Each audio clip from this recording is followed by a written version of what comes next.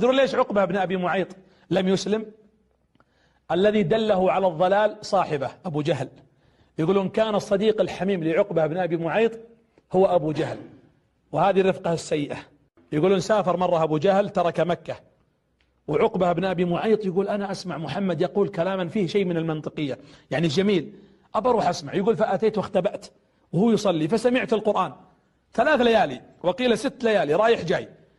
اليوم الأخير كان يريد أن يعلن إسلامه، تأثر بالقرآن، ورجع أبو جهل من السفر، فإذا أبو عقبة جالس يبكي. وش فيك يا عقبة؟ ما الذي يبكيك؟ قال إني سمعت كلاما يقوله محمد إنه لجميل وله حلاوة. قال صبأت؟ قال لا أنا ما بعد أسلمت.